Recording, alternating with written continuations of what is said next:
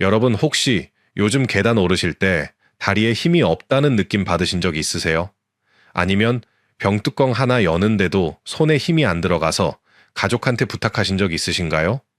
괜히 민망하고 내가 이렇게까지 늙었나 싶어서 속상하셨을 겁니다. 저도 진료실에서 이런 말씀 하시는 어르신들 정말 많이 뵙습니다. 그런데 여러분, 이건 단순히 나이 들어서 생기는 자연스러운 현상이 아닙니다. 의학적으로 명확한 이름이 있는 질환입니다. 바로 근감소증입니다. 우리 몸의 근육이 점점 빠지면서 힘을 잃어가는 상태를 말하는 겁니다. 자, 그럼 이 근육이 얼마나 빠르게 빠지는지 정확히 알고 계신가요? 인터넷이나 TV에서 매일 1%씩 빠진다 이런 이야기 들어보셨을 겁니다. 그런데 여러분, 이건 명백한 과장입니다. 만약 정말 매일 1%씩 근육이 빠진다면 100일 후엔 근육이 하나도 안 남아야 하는데 그럴 리가 있겠습니까? 정확한 의학 통계는 이렇습니다. 50대 이후부터 우리 몸의 근육량은 매년 1년에 1%에서 2%씩 감소합니다. 10년이면 대략 8%에서 20% 정도 빠지는 겁니다. 물론 이것도 결코 적은 수치가 아닙니다. 하지만 과장된 정보에 겁먹을 필요는 없다는 겁니다. 그런데 문제는 이 근육 감소가 단순히 힘이 빠지는 것에서 끝나지 않는다는 겁니다. 이게 우리 몸 전체에 연쇄적으로 어떤 문제를 일으키는지, 그리고 왜 단백질을 열심히 먹어도 근육이 안 붙는지, 그 숨겨진 이유가 뭔지 오늘 제가 다 말씀드리겠습니다. 그리고 무엇보다 중요한 건 어떻게 하면 이 문제를 해결할 수 있느냐입니다. 여러분이 매일 드시는 밥상 위에 올릴 수 있는 계란이나 두부 말고 훨씬 더 효과적인 단백질 식품 3가지를 오늘 제가 소개해 드릴 겁니다. 이 3가지만 제대로 드시면 근육 만들기는 충분합니다.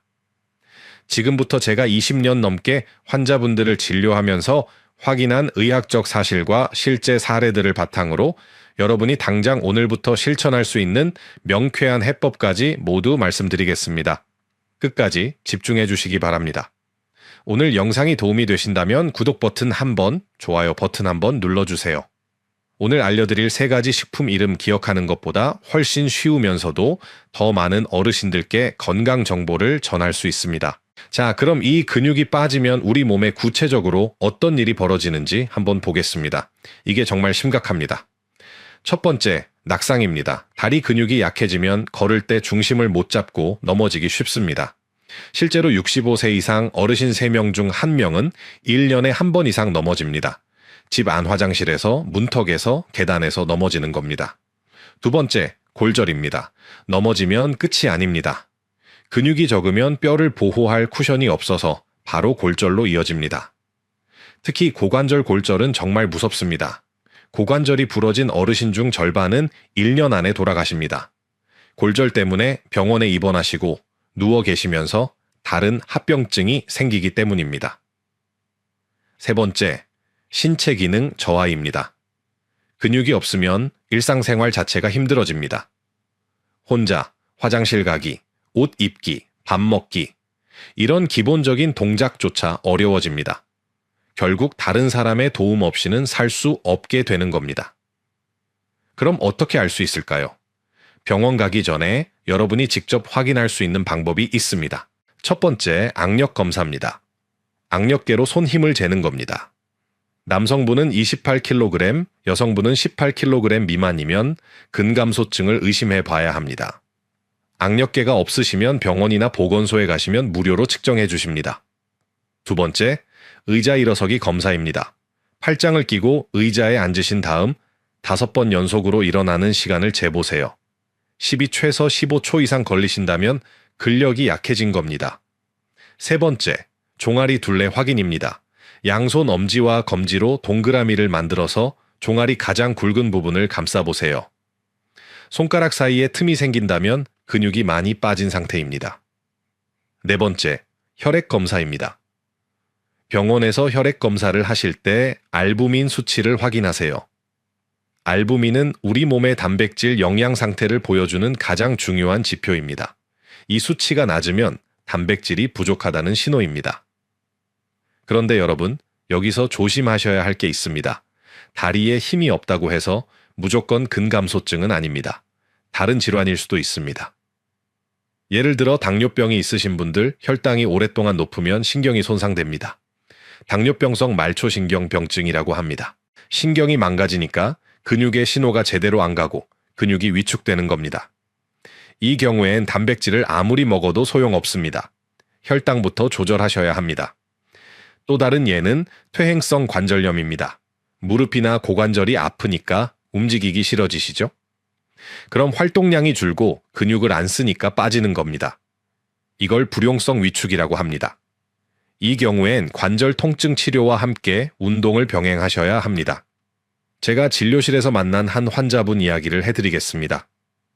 70대 남성 환자분이셨는데 최근 몇 달 사이 다리에 힘이 빠져서 지팡이를 짚고 오셨습니다. 검사를 해보니 악력도 약하고 종아리도 많이 가늘어진 상태였습니다. 그런데 혈액 검사 결과 당화혈색소가 9 이상이었습니다. 당뇨가 심하게 조절이 안 되고 있었던 겁니다. 이분은 단백질 문제가 아니라 당뇨 조절이 우선이었습니다. 혈당을 잡고 나서야 비로소 근력 운동과 식이요법이 효과를 보기 시작했습니다. 이렇게 근육이 빠지는 것처럼 보여도 실제 원인은 다를 수 있습니다. 그러니 정확한 진단이 중요합니다. 여러분도 오늘 말씀드린 자가 진단법으로 확인해 보시고 해당되신다면 댓글에 숫자 1만 남겨주세요. 그리고 알림 설정 눌러두시면 다음 영상도 놓치지 않으실 겁니다. 자, 여러분 여기서 핵심 질문 하나 던져보겠습니다. 근육이 빠지니까 단백질을 열심히 드셨을 겁니다. 고기도 드시고 계란도 드시고 두부도 드시고 그런데 왜 근육이 안 붙을까요? 왜 효과가 없을까요? 많은 분들이 단백질 섭취량에만 집중하십니다. 하루에 고기 100g, 계란 2개 이런 식으로 계산하시죠. 그런데 여러분 진짜 문제는 섭취량이 아닙니다. 흡수율입니다. 아무리 좋은 단백질을 입으로 넣어도 우리 몸이 그걸 흡수하지 못하면 아무 소용이 없습니다. 그냥 배출되는 겁니다. 돈 주고 산 비싼 고기가 화장실로 그냥 나가버리는 겁니다. 그럼 왜 흡수가 안 될까요?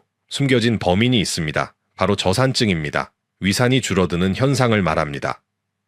의학 용어로는 하이포클로하이드리아라고 합니다. 나이가 들면 위에서 산을 만드는 세포가 점점 줄어듭니다.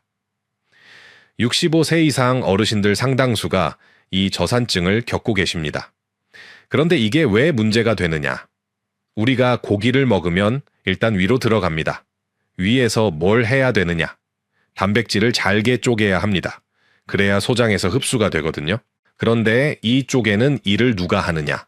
펩신이라는 소화효소가 합니다. 그런데 이 펩신이 일을 하려면 반드시 필요한 게 있습니다. 바로 위산입니다. 위산이 있어야 펩신이 활성화되는 겁니다. 위산이 펩신의 스위치를 켜주는 거라고 생각하시면 됩니다. 그런데 나이가 들어서 위산이 부족하면 어떻게 됩니까? 펩신이 제대로 작동을 안 합니다. 그럼 고기가 위에서 제대로 분해가 안 됩니다. 큰 덩어리 그대로 소장으로 넘어갑니다. 소장은 이미 잘게 쪼개진 단백질만 흡수할 수 있습니다. 큰 덩어리는 흡수를 못합니다. 결국 그냥 배출되는 겁니다. 쉽게 비유해 드리겠습니다. 여러분이 큰 통나무를 아궁이에 넣는다고 생각해 보세요. 통나무를 그대로 넣으면 불이 잘 안 붙습니다. 그걸 도끼로 잘게 쪼개서 장작을 만들어야 활활 타오르죠? 위산이 바로 그 도끼입니다. 위산이 없으면 단백질이라는 통나무를 쪼갤 수가 없는 겁니다. 그래서 아무리 고급 한우를 드셔도 아무리 비싼 단백질 보충제를 드셔도 위산이 부족하면 흡수율이 뚝 떨어집니다. 절반도 흡수 못하고 그냥 버려지는 겁니다. 그런데 문제는 여기서 끝이 아닙니다. 저산증은 단백질만 문제가 아닙니다. 칼슘 흡수도 방해합니다. 칼슘은 산성 환경에서 잘 녹아야 흡수가 되는데 위산이 부족하면 칼슘도 흡수가 안 됩니다. 그럼 골다공증이 더 심해집니다. 철분도 마찬가지입니다. 철분도 위산이 있어야 흡수 가능한 형태로 바뀝니다. 위산이 부족하면 철분이 흡수가 안 되고 빈혈이 생깁니다. 비타민 B12도 그렇습니다. 비타민 B12는 위산과 위에서 나오는 내인성 인자라는 물질이 있어야 흡수됩니다. 위산이 부족하면 B12 결핍이 오고 신경 손상이나 치매 위험까지 높아집니다. 결국 저산증 하나가 우리 몸 전체의 영양 흡수를 망치는 겁니다. 단백질, 칼슘, 철분, 비타민까지 다 흡수가 안 되니까 근육도 안 붙고 뼈도 약해지고 빈혈도 생기고 머리도 안 돌아가는 겁니다. 그럼 이제 질문이 바뀌어야 합니다. 단백질을 얼마나 먹느냐가 아니라 어떤 단백질을 먹느냐입니다. 위산이 부족한 상황에서도 흡수가 잘 되는 단백질, 그리고 흡수를 도와주는 영양소가 함께 들어있는 식품을 선택해야 하는 겁니다. 이 내용이 새로우셨다면 주변 어르신들에게도 꼭 공유해 주세요. 여러분의 공유 한 번이 누군가의 건강을 지킬 수 있습니다. 자, 그럼 이제 구체적인 해결책을 말씀드리겠습니다. 위산이 부족한 상황에서도 근육을 효과적으로 만들 수 있는 식품 3가지입니다. 계란이나 두부보다 훨씬 더 강력합니다. 첫 번째 식품, 새우입니다. 새우가 왜 좋으냐? 2가지 핵심 성분이 들어있습니다. 첫째는 아르기닌입니다. 아르기닌은 우리 몸에서 산화질소를 만듭니다. 이 산화질소가 혈관을 확장시킵니다. 혈관이 넓어지면 뭐가 좋으냐? 영양소가 근육으로 가는 길이 넓어지는 겁니다. 고속도로가 2차선에서 4차선으로 확장되는 거라고 생각하시면 됩니다. 단백질이 근육까지 빠르게 도착하는 겁니다. 둘째는 아스타잔틴입니다. 새우의 빨간색을 만드는 성분인데 이게 엄청난 항산화제입니다. 얼마나 강력하냐면 비타민C보다 6000배, 비타민 E보다 500배 강합니다. 이 아스타잔틴이 근육의 염증과 손상을 막아줍니다. 운동을 하거나 몸을 쓰면 근육에 미세한 손상이 생기는데 아스타잔틴이 그걸 보호해주는 겁니다. 근육이 더 빨리 회복되고 더 잘 자라는 환경을 만들어주는 겁니다. 2번째 식품, 렌틸콩입니다. 렌틸콩은 식물성 단백질의 왕입니다. 건조된 렌틸콩 100g에는 단백질이 23g 들어있습니다. 물론 조리하고 나면 물을 흡수해서 100g당 9g 정도로 줄긴 합니다. 그래도 충분히 훌륭한 단백질 공급원입니다. 그런데 렌틸콩의 진짜 강점은 따로 있습니다. 바로 수용성 식이섬유입니다. 이 섬유질이 장에서 당 흡수를 천천히 만듭니다. 그럼 혈당이 급격하게 오르지 않습니다. 이걸 슈거 스파이크 방지라고 합니다. 혈당이 안정되면 인슐린도 안정됩니다. 인슐린이 안정되면 근육 합성이 더 효율적으로 일어납니다. 3번째 식품, 차조기씨 가루입니다. 우리가 흔히 들깨라고 부르는 겁니다. 들깨에는 ALA라는 식물성 오메가3이 들어있습니다. 이게 식물성 오메가3 중에서는 최고 수준입니다. 이 오메가3이 뭐 하느냐? 우리 몸의 만성염증을 억제합니다. 몸에 염증이 많으면 근육이 아무리 운동해도 잘 안 붙습니다. 염증이 근육 회복을 방해하거든요.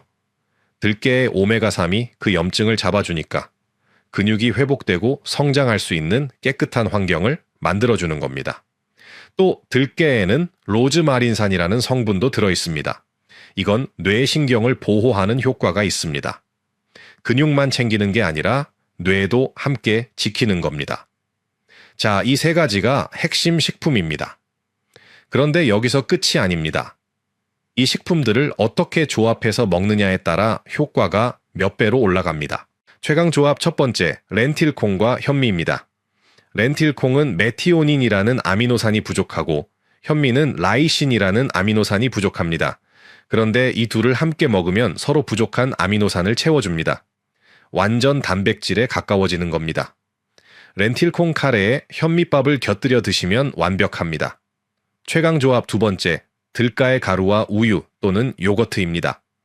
들깨의 오메가3은 지용성입니다. 기름에 녹는 성분이라는 뜻입니다.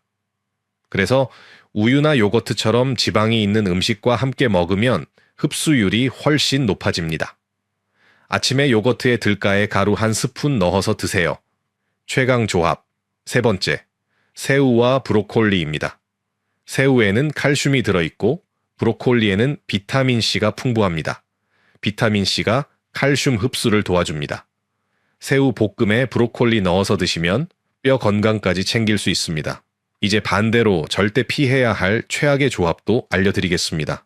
첫째, 새우 튀김입니다. 고온에 튀기면 아스타잔틴과 오메가3이 파괴됩니다.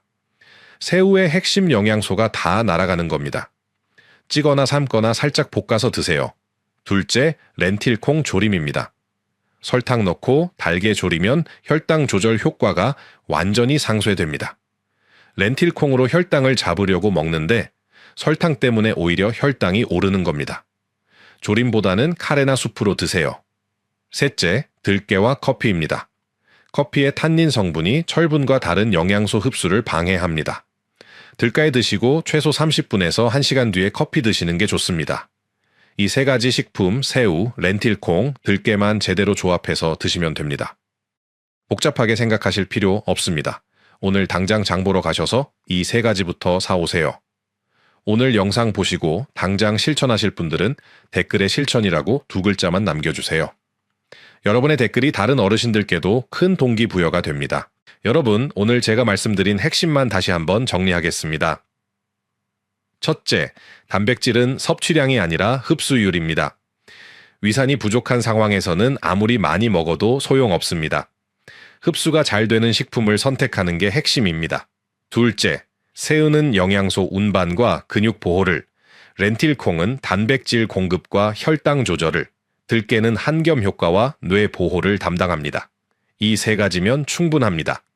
셋째, 조합이 중요합니다. 렌틸콩과 현미, 들깨와 우유, 새우와 브로콜리처럼 함께 먹으면 효과가 배가 됩니다.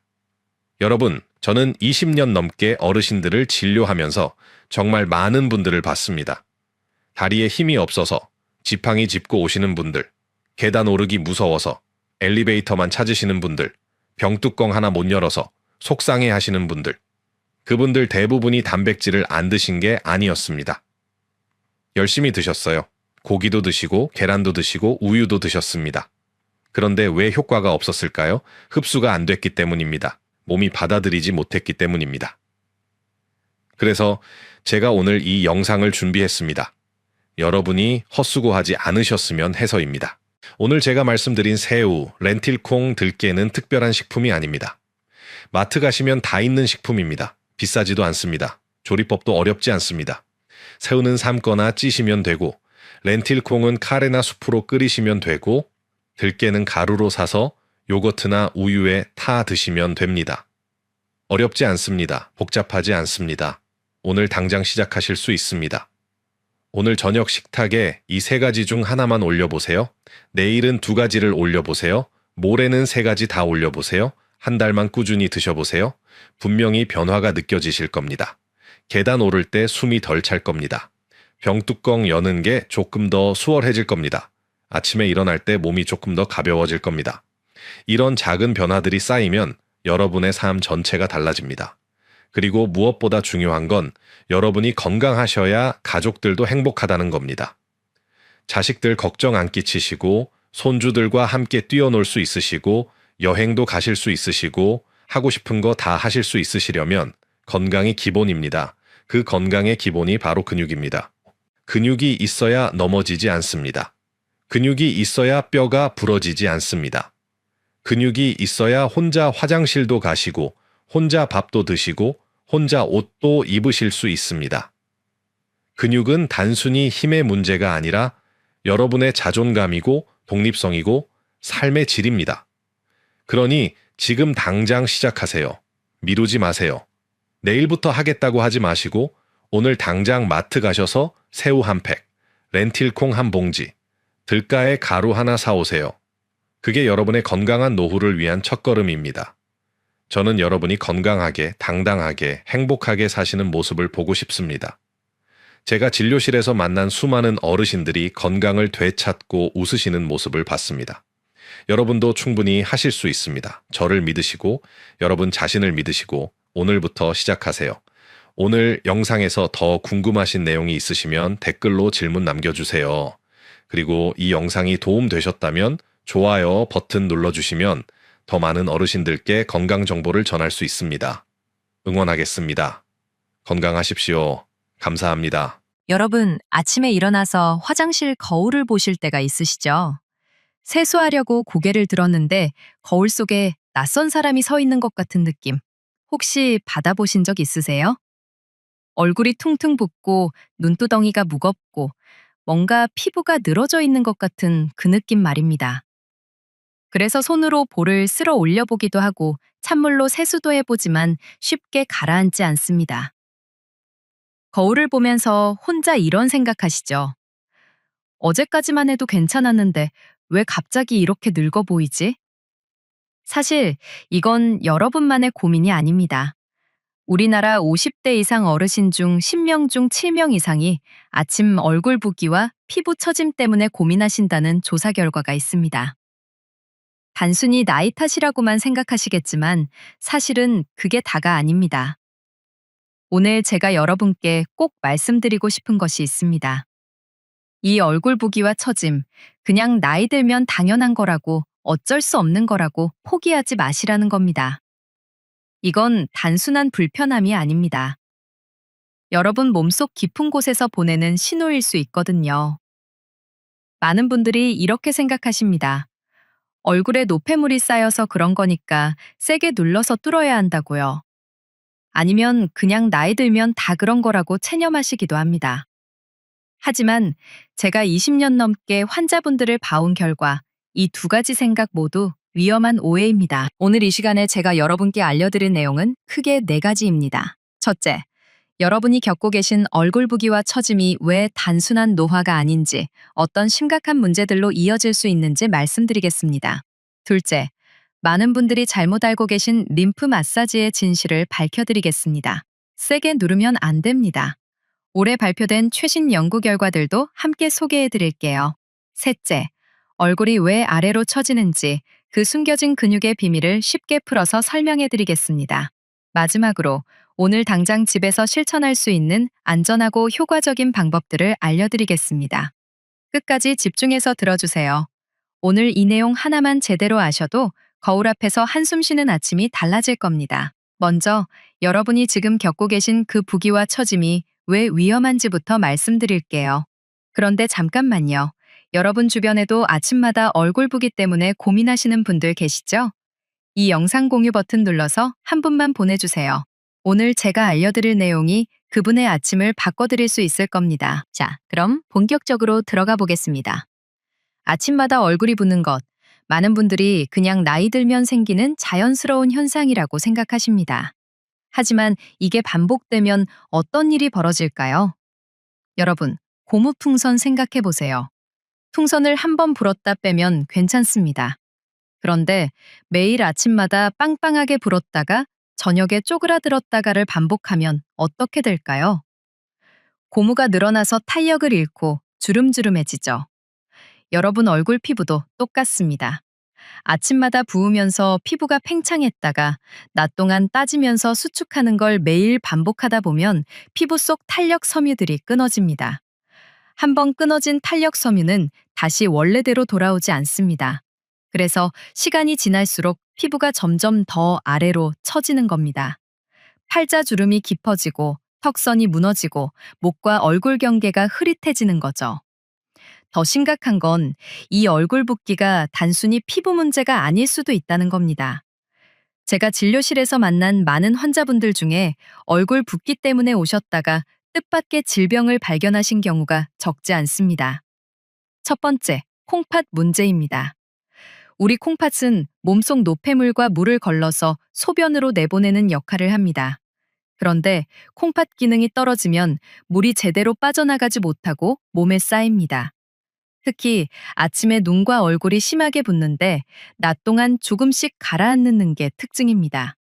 만약 얼굴 붓기와 함께 소변 색깔이 이상하거나 소변 거품이 많이 나거나 다리도 함께 붓는다면 반드시 병원에 가보셔야 합니다. 두 번째, 갑상선 문제입니다. 목 앞쪽에 있는 갑상선은 우리 몸의 신진대사를 조절하는 중요한 장기입니다. 갑상선 기능이 떨어지면 몸 전체가 느려지고 얼굴에 특이한 부종이 생깁니다. 일반적인 부기와 다른 점은 손가락으로 꾹 눌러도 자국이 남지 않는다는 겁니다. 마치 단단한 반죽처럼 느껴집니다. 얼굴 부기와 함께 추위를 많이 타고 쉽게 피곤하고 변비가 심해지고 머리카락이 많이 빠진다면 갑상선 검사를 받아보시는 게 좋습니다. 심장이나 다른 장기에 문제가 있어도 얼굴이 부을 수 있으니 붓기가 지속되면 반드시 병원 검사를 받으셔야 합니다. 그런데 더 큰 문제가 있습니다. 많은 분들이 얼굴 부기를 빼려고 잘못된 방법을 쓰신다는 겁니다. 특히 인터넷에서 림프 마사지라고 검색하면 나오는 영상들 보셨을 겁니다. 얼굴을 손가락 마디로 세게 누르고 꾹꾹 눌러서 시원하게 풀어야 한다고 하죠. 절대 그러시면 안 됩니다. 림프관은 여러분이 생각하시는 것보다 훨씬 얇고 약합니다. 피부 바로 밑, 겨우 2mm 깊이의 거미줄처럼 퍼져 있는 아주 얇은 관입니다. 세게 누르면 이 관이 눌려서 망가집니다. 한번 망가진 림프관은 다시 회복되지 않습니다. 오히려 림프 흐름이 더 막혀서 부기가 심해지고 얼굴에 멍이 들거나 피부가 빨갛게 변할 수 있습니다. 실제로 제 환자분 중에 이런 경우가 있었습니다. 60대 중반 여성분이셨는데 유명한 마사지 선생님한테 3개월 동안 열심히 얼굴 마사지를 받으셨답니다. 그런데 점점 얼굴이 더 붓고 피부가 울긋불긋해져서 저를 찾아오셨죠. 보니까 볼 쪽 피부에 작은 실핏줄들이 터져서 붉은 반점이 여러 개 생겨 있었습니다. 너무 세게 눌러서 림프관뿐 아니라 가느다란 핏줄까지 다친 겁니다. 치료하는 데만 몇 달이 걸렸습니다. 여러분, 정리해 드릴게요. 얼굴 부기는 단순한 미용 문제가 아닙니다. 방치하면 피부 탄력이 무너지고 때로는 심각한 병의 신호일 수 있습니다. 그렇다고 잘못된 마사지로 림프관을 망가뜨리시면 더 큰 문제가 생깁니다. 그럼 어떻게 해야 할까요? 여기까지 들으셨으면 궁금하실 겁니다. 대체 림프가 뭐길래 얼굴이 왜 아래로 처지는 걸까? 다음 순서에서 그 비밀을 명쾌하게 풀어드리겠습니다. 혹시 지금까지 제 설명 중에 더 궁금하신 게 있으시면 댓글에 물음표 하나만 남겨주세요. 그리고 좋아요와 알림 설정도 꼭 눌러주시고요. 여러분의 작은 참여 하나가 더 많은 어르신들을 건강하게 만듭니다. 자, 이제 본격적으로 파헤쳐 보겠습니다. 얼굴이 왜 붓고 왜 처지는 걸까요? 그 비밀을 이해하려면 두 가지를 아셔야 합니다. 하나는 하수도 이야기고 또 하나는 줄다리기 이야기입니다. 먼저 하수도 이야기부터 해볼까요? 여러분, 집에 하수도가 막히면 어떻게 됩니까? 부엌 싱크대에서 물이 안 내려가고 역류하죠.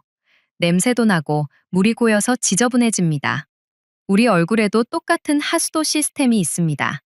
그게 바로 림프입니다. 림프는 우리 몸 전체에 거미줄처럼 퍼져 있는 작은 관들입니다. 이 관들이 하는 일이 뭐냐면 세포와 조직 사이에 고여있는 더러운 물과 쓰레기를 모아서 밖으로 내보내는 겁니다. 피가 온몸에 영양분을 배달하고 나면 그 찌꺼기와 노폐물은 림프가 수거해 갑니다. 그런데 여기서 중요한 게 있습니다. 얼굴의 림프들이 모두 어디로 모일까요? 바로 목입니다. 귀 뒤쪽, 턱 밑, 이런 곳에 작은 콩알만한 덩어리들이 있죠. 그게 림프절입니다. 얼굴에서 내려온 더러운 림프가 거기서 한번 걸러지고 최종적으로는 목 옆쪽, 여러분이 맥박 짚을 때 손대는 그 근육 주변으로 쭉 내려갑니다. 거기가 바로 최종 하수 처리장입니다. 올해 세계적인 과학 학술지에 발표된 연구를 보면 나이가 뒤가 들수록 이 림프 흐름이 3분의 1 가까이 줄어든다고 합니다. 그러니까 하수도가 좁아지는 겁니다. 당연히 노폐물이 제대로 안 빠지고 얼굴에 고이겠죠. 그게 부기입니다. 피부가 칙칙해 보이고 뾰루지도 잘 생기고 아침에 얼굴이 퉁퉁 붓는 겁니다. 더 놀라운 건 올해 8월 미국 연구진이 발표한 논문입니다. 머리와 목의 림프 흐름이 좋아지면 뇌 기능도 좋아진다는 겁니다. 뇌에 쌓인 나쁜 물질들도 림프를 타고 빠져나가거든요. 그러니까 림프는 단순히 얼굴 부기만의 문제가 아닙니다. 우리 건강 전체와 연결되어 있는 겁니다.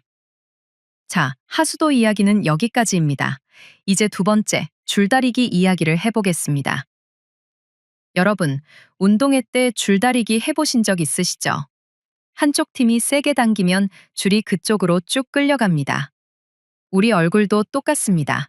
얼굴에는 수십 개의 작은 근육들이 있는데 이 근육들이 서로 줄다리기를 하고 있습니다.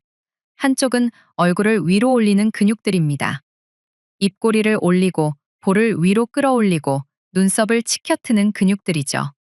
반대쪽은 얼굴을 아래로 당기는 근육들입니다. 미간을 찌푸리고 입꼬리를 내리고 볼을 아래로 끌어내리는 근육들입니다.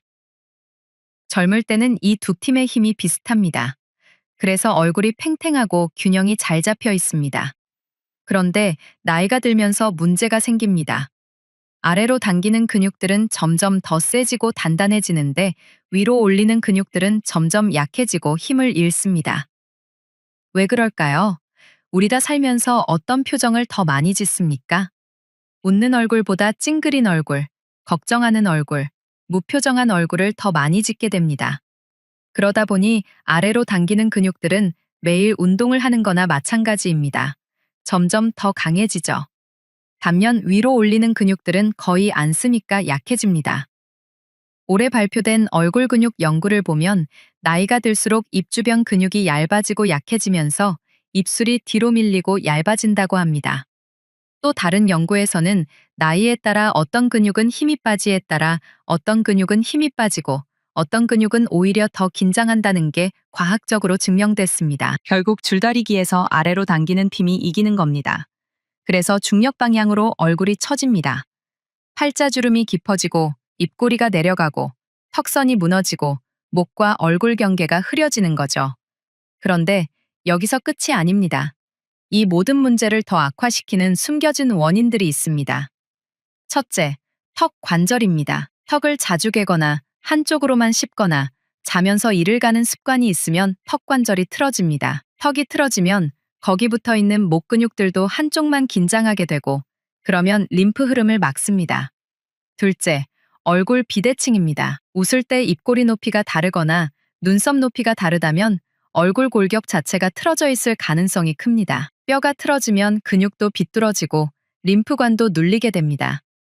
셋째, 호흡입니다. 스트레스를 많이 받으면 가슴으로만 얕게 숨을 쉬게 됩니다. 그런데 림프는 심장처럼 스스로 펌프질을 못합니다. 근육이 움직이고 배로 깊이 숨을 쉴 때 배 안쪽 큰 근육이 움직여야 림프가 흐릅니다. 얕게 숨 쉬면 림프가 안 움직입니다. 자, 정리해 볼까요? 얼굴이 붓고 처지는 이유는 두 가지입니다. 하나, 목 쪽 림프와 수도가 막혀서 노폐물이 역류하는 것. 둘, 얼굴 근육 줄다리기에서 아래로 당기는 팀이 이기는 것. 여기에 턱 관절, 얼굴 비대칭, 얕은 호흡까지 더해지면 문제는 더 심해집니다. 그럼 이제 어떻게 해야 할까요? 다음 순서에서 오늘 당장 실천할 수 있는 구체적인 방법을 알려드리겠습니다. 오늘 내용이 이해가 되셨으면 댓글에 숫자 1만 남겨주세요. 여러분의 댓글 하나가 다른 분들께도 큰 동기가 됩니다. 자, 이제 가장 중요한 부분입니다. 어떻게 하면 되느냐, 그거죠. 오늘 집에 돌아가셔서 당장 실천하실 수 있는 방법 3가지를 알려드리겠습니다. 종이와 펜 준비하셔서 메모하시면 좋습니다. 1단계, 올바른 림프 마사지입니다. 여러분, 제가 앞에서 뭐라고 했습니까? 세게 누르면 안 된다고 했죠. 림프관은 피부 바로 밑에 있는 아주 얇은 관입니다. 그러니까 피부만 살짝살짝 밀어주는 느낌으로 해야 합니다. 구체적으로 알려드릴게요. 손가락 2개나 3개를 모아서 크림이나 오일을 살짝 바른 다음에 시작합니다. 힘은 거의 안 들어갑니다. 깃털로 쓸어내리듯이 아주 부드럽게 피부 표면만 미끄러지듯 움직이는 겁니다. 방향이 중요합니다. 노폐물을 어디로 보낼 건가? 목 쪽 하수 처리장으로 보내야죠. 그러니까 얼굴 중심에서 바깥쪽으로, 위에서 아래로, 최종적으로는 목 쪽으로 쓸어내립니다. 순서를 말씀드릴게요. 먼저 이마부터 시작합니다. 이마 중앙에서 관자놀이 쪽으로 쓸어내립니다. 5번 정도. 그 다음 눈 주위입니다. 눈 밑을 눈꼬리 쪽으로 살짝 밀어주고 눈썹 위도 바깥쪽으로 밀어줍니다. 볼은 코 옆에서 귀 쪽으로 쓸어냅니다. 턱은 턱 끝에서 귀 밑으로 쓸어 올립니다. 그리고 마지막이 제일 중요합니다. 귀 뒤에서 목 옆쪽을 따라서 쭉 쇄골 쪽으로 쓸어내립니다. 이게 하수 처리장으로 가는 마지막 길목입니다. 여기를 시원하게 열어줘야 위에서 내려온 림프가 쭉 빠져나갑니다. 하루에 한 번, 아침에 세수하고 나서 크림 바를 때 3분만 투자하세요. 절대 아프거나 시원한 느낌이 들 정도로 세게 누르시면 안 됩니다. 정말 깃털처럼 가볍게. 2단계, 근육 균형 잡기입니다. 아까 줄다리기 얘기했죠? 아래로 당기는 근육은 너무 세고 위로 올리는 근육은 약하다고요. 그럼 2가지를 해야 합니다. 너무 센 근육은 풀어주고 약한 근육은 강화시켜야 합니다. 먼저 센 근육 풀어주는 법입니다. 미간, 여기 찌푸릴 때 힘들어가는 곳 있죠? 여기를 엄지와 검지로 살살 잡아서 꼬집듯이 풀어줍니다. 아프지 않을 정도로만요. 10초 정도 꾹 누르고 놔주고 또 누르고 놔주고 5번 반복합니다. 입꼬리 양쪽, 여기도 나이 들면서 아래로 처지게 만드는 근육이 있습니다. 여기도 손가락 끝으로 작은 원을 그리듯이 마사지해 줍니다. 한 10초씩 5번. 이제 약한 근육 강화하는 법입니다. 거울 보고 하시면 됩니다. 입을 크게 벌리고 이를 드러내면서 으르렁 하는 표정을 지어보세요. 마치 호랑이가 위협하는 것처럼요. 이렇게 하면 볼을 위로 올리는 근육이 움직입니다. 이 자세로 5초 버티고 쉬고 다시 5초 버티고 10번 반복하세요. 또 하나, 입꼬리만 쭉 올려서 활짝 웃는 표정을 지어보세요. 입은 다물고 입꼬리만 귀 쪽으로 끌어올리는 겁니다. 이것도 5초씩 10번. 처음에는 잘 안 되실 겁니다. 근육이 약해져 있으니까요. 매일 하다 보면 점점 쉬워집니다. 3단계. 병원 시술의 원리를 이해하는 겁니다. 집에서 하는 게 한계가 있으면 병원 도움을 받을 수도 있습니다. 크게 두 가지가 있습니다. 첫째는 주사 치료입니다. 근육을 일시적으로 쉬게 만들어서 주름을 없애거나 턱선을 올려주는 방법입니다. 효과는 3개월에서 4개월 정도 가고 안전하지만 반드시 경험 많은 의사한테 받으셔야 합니다. 둘째는 레이저나 초음파 치료입니다. 피부 깊은 곳에 열을 가해서 콜라겐을 새로 만들게 하는 방법입니다. 시술 후 1개월에서 3개월에 걸쳐 천천히 효과가 나타나고 보통 1년 정도 지속됩니다. 중요한 건 이런 시술들은 여러분이 1단계, 2단계를 꾸준히 하시면서 추가로 받는 겁니다. 시술만 받고 관리를 안 하시면 금방 원래대로 돌아갑니다. 자, 정리해 드릴게요. 오늘부터 3가지를 실천하세요. 첫째, 아침마다 3분 림프 마사지, 깃털처럼 가볍게. 둘째, 거울 보고 얼굴 근육 운동, 하루 5분이면 됩니다. 셋째, 필요하면 병원 시술 도움 받되 원리를 이해하고 받으세요. 이 3가지만 꾸준히 하셔도 석 달 뒤에는 거울 보시면서 놀라실 겁니다. 자, 이제 마지막으로 오늘 배운 내용을 딱 3줄로 요약해 드리겠습니다. 혹시 오늘 이 영상 보시고 바로 림프 마사지 해보신 분 계시면 댓글에 실천이라고 남겨주세요. 여러분의 댓글이 다른 분들께 큰 용기가 됩니다. 그리고 구독 버튼도 꼭 눌러주세요. 자, 여러분. 오늘 긴 시간 함께 해주셔서 정말 감사합니다. 마지막으로 오늘 배운 내용을 딱 3줄로 정리해드리겠습니다. 첫째, 얼굴 부기와 처짐은 단순한 노화가 아니라 림프 하수도가 막히고 근육 균형이 무너진 겁니다. 둘째, 림프 마사지는 절대 세게 누르면 안 되고 깃털처럼 가볍게 목 쪽으로 쓸어내려야 합니다. 셋째, 아래로 당기는 근육은 풀어주고 위로 올리는 근육은 강화하는 운동을 매일 해야 합니다. 이 3가지만 기억하세요. 복잡하지 않습니다. 여러분, 오늘 당장 시작하세요. 내일부터 하겠다고 미루지 마세요. 오늘 밤 자기 전에 화장실 거울 앞에 서서 3분만 투자해 보세요. 얼굴에 크림 바르실 때 림프 마사지 한번 해보시는 겁니다. 귀 뒤에서 목 옆으로 쓸어내리는 것 기억하시죠? 그것 딱 5번만 해보세요. 그리고 내일 아침에 거울 보세요. 어제보다 덜 붓고 피부가 좀 더 밝아 보이는 걸 느끼실 겁니다. 그 작은 변화가 여러분께 용기를 줄 겁니다. 나이 드는 건 부끄러운 게 아닙니다. 다만 몸이 보내는 신호를 놓치셨을 뿐입니다. 오늘부터 그 신호에 귀 기울이세요. 림프를 풀어주고 근육을 균형 있게 만들면 얼굴만 좋아지는 게 아닙니다. 온몸이 좋아집니다. 오늘부터 시작하세요. 석 달만 해보세요. 석 달 뒤에 오늘 찍은 사진이랑 비교해 보세요. 분명히 달라져 있을 겁니다. 다시 한번 정리합니다. 림프는 깃털처럼 가볍게, 목 쪽으로. 생 근육은 풀어주고, 약한 근육은 강화하기. 매일 3분, 석 달만 해보세요. 긴 시간 함께 해주셔서 진심으로 감사드립니다. 여러분 모두 건강하시고 오늘보다 내일 더 활짝 웃으시길 바랍니다. 혹시 지금 결심하신 분 계시면 댓글에 희망이라고 남겨주세요. 여러분의 작은 다짐 하나가 이 채널을 계속 운영할 수 있는 큰 힘이 됩니다. 여러분, 병원에서 의사가 뇌경색이라는 말을 꺼낼 때 환자분들 표정이 어떤지 아십니까? 순간 얼굴이 하얗게 질리십니다. 뇌졸중, 뇌경색. 이 단어들은 그만큼 우리 어르신들에게 공포 그 자체입니다. 왜 그럴까요? 한순간에 쓰러져서 말도 못하고 움직이지도 못하는 모습을 주변에서 너무 많이 봐오셨기 때문입니다. 제가 오늘 여러분께 꼭 말씀드려야 할 숫자가 있습니다. 우리나라에서 1년에 뇌졸중으로 쓰러지는 분이 몇 명일까요? 11만 명이 넘습니다. 하루로 계산하면 300명입니다. 지금 이 순간에도 대한민국 어딘가에서 누군가 쓰러지고 계신다는 뜻입니다. 그런데 여러분, 뇌졸중에도 종류가 있다는 거 알고 계셨습니까? 크게 두 가지입니다. 혈관이 막히는 뇌경색, 그리고 혈관이 터지는 뇌출혈. 옛날 우리 부모님 세대만 해도 뇌출혈이 훨씬 많았습니다. 그때는 영양 상태도 안 좋았고 고혈압을 제대로 관리할 방법도 없었으니까요. 그런데 지금은 완전히 달라졌습니다. 요즘은 뇌경색이 압도적으로 많습니다. 왜 그럴까요? 우리 식탁이 바뀌었기 때문입니다. 기름진 음식, 서구화된 식습관이 우리 혈관을 망가뜨리고 있습니다. 그런데 여러분, 제가 오늘 가장 중요하게 말씀드리고 싶은 게 바로 이겁니다. 뇌경색은 예방할 수 있는 병입니다. 90%까지 예방이 가능합니다. 10명 중 9명은 막을 수 있다는 뜻입니다. 이게 얼마나 희망적인 이야기입니까? 오늘 제가 여러분께 알려드릴 내용은 크게 4가지입니다. 첫째, 우리 뇌에서 도대체 무슨 일이 일어나길래 이렇게 무서운 병이 생기는지 그 원리를 명확하게 설명해 드리겠습니다.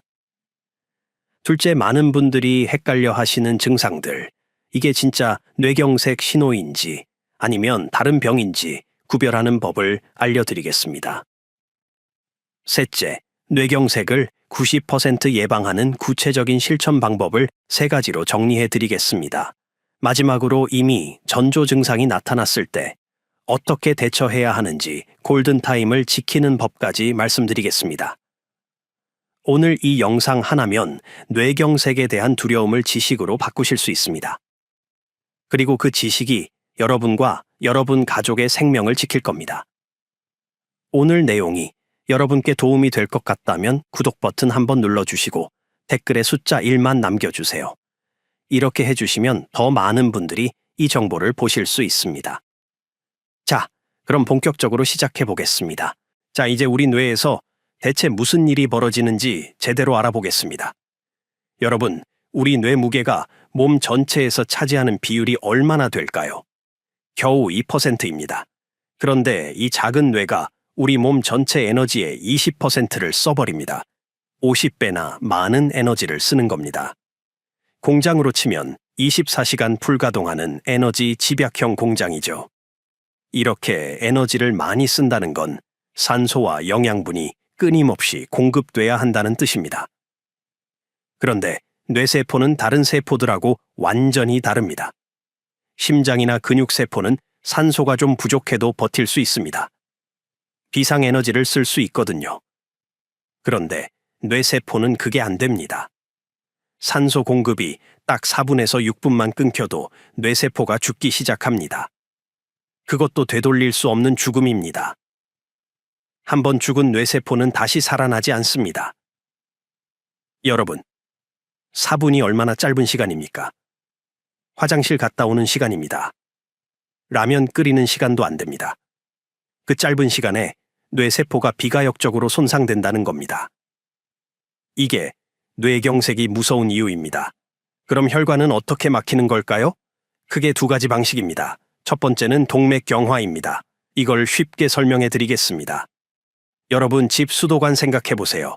수도관을 오래 쓰면 안에 녹이 슬고 찌꺼기가 쌓입니다. 혈관도 똑같습니다. 혈관벽에 기름 찌꺼기, 그러니까 콜레스테롤이 쌓입니다. 처음엔 얇게 쌓이다가 점점 두꺼워집니다. 4차선 도로가 3차선이 되고 2차선이 되고 결국엔 1차선도 안 남습니다. 완전히 막히는 겁니다. 이 과정이 하루 이틀에 일어나는 게 아닙니다. 10년, 20년에 걸쳐서 서서히 진행됩니다. 그러다가 어느 순간 딱 임계점을 넘으면 혈관이 완전히 막혀버립니다. 그 순간 뇌세포로 가는 산소와 영양분 공급이 뚝 끊기는 겁니다. 2번째는 혈전입니다. 이건 더 무섭습니다.